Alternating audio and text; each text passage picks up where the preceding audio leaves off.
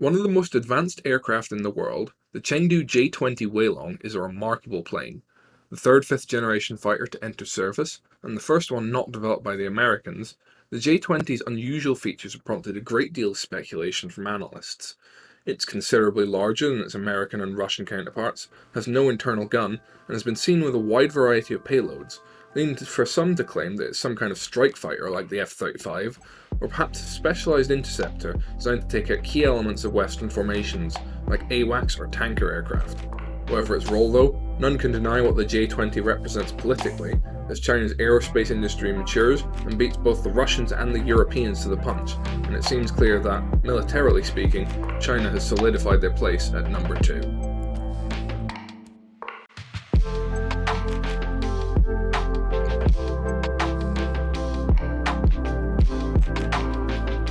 The first step is assembling some cockpit details. This kit by DreamModel has some included etched brass parts, which need to be carefully removed and glued on with superglue.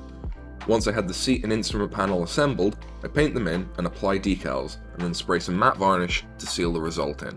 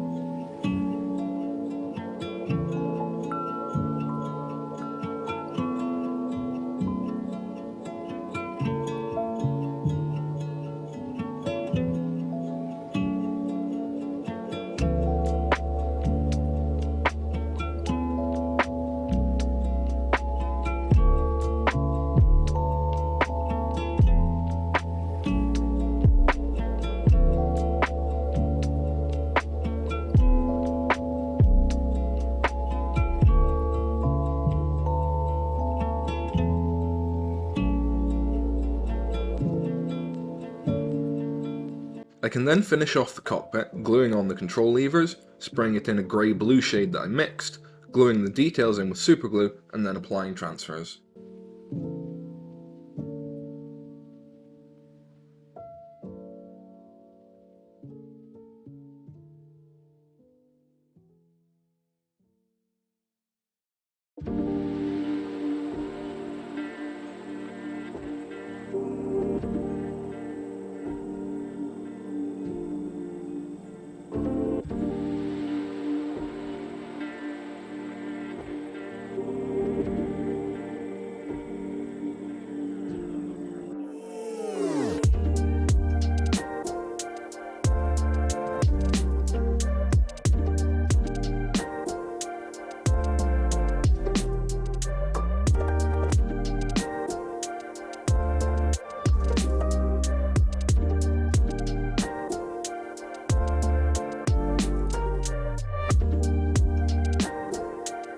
After this, I assemble and spray both the air intakes and the wheel wells. While I usually like to leave landing gear off until after painting, the engineering of this kit means it really needed to be assembled now. Once painted and dry, I built the rest of the model, swapping glue types as needed, and made sure to clamp down the parts to reduce the gaps as much as possible in areas such as the wings.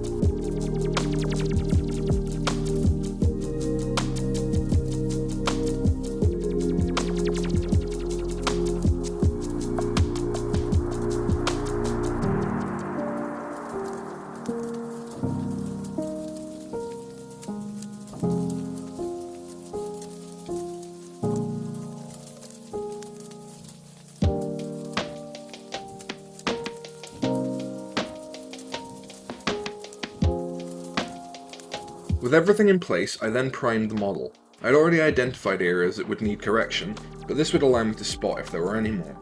I then filled gaps, like the large one around the engine cover, with plastic putty, allowed it to fully cure, and then sanded it down. I then spray another of primer over these areas to make sure that the work was done.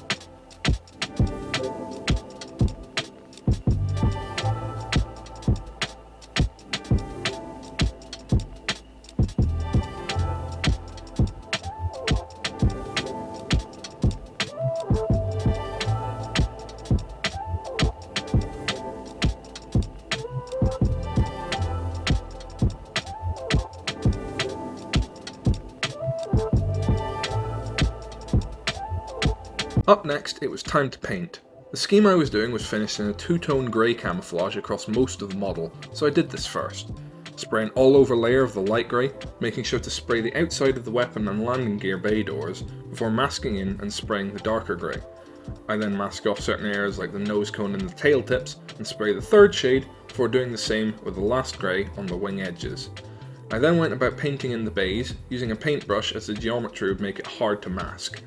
Because of this geometry, I didn't want to use an oil wash on these parts, as cleaning would be challenging, but I still wanted to shade them. As such, I used a Citadel contrast paint, not something often used in scale modelling, which are primarily meant to be quick colour and shading on wargaming miniatures, and I think the effect works quite well. Once this was done, I could paint in some other small details like the exhaust nozzles and tyres before gluing on all the bay doors and giving the model a coat of gloss varnish to seal the result in.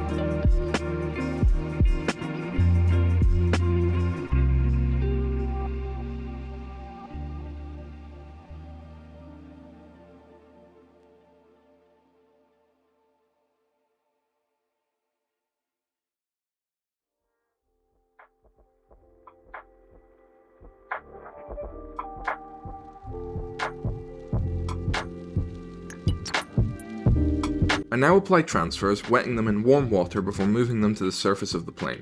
Once they were on, I used some decal solution to soften the film and allow the decal to copy the underlying details. For the decals of the weapon bay door edges, I found them extremely hard to get in place, so I painted this on instead. Once all the decals are in place, I spray some varnish to seal things in.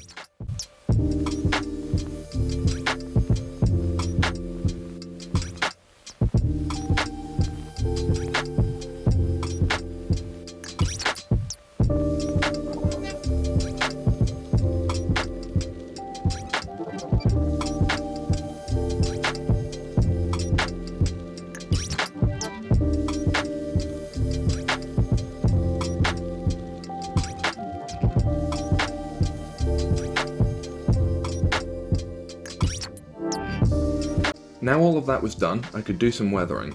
I wanted this plane to be quite clean, as I imagined China would keep good care of their most advanced planes. I was still going to accentuate the panel lines though, using some highly diluted black oil paint. Paint this all over the plane, allowing it to dry for an hour before removing excess with a sponge dipped in thinner. I then allow it to fully dry for 2 days and work on the final details.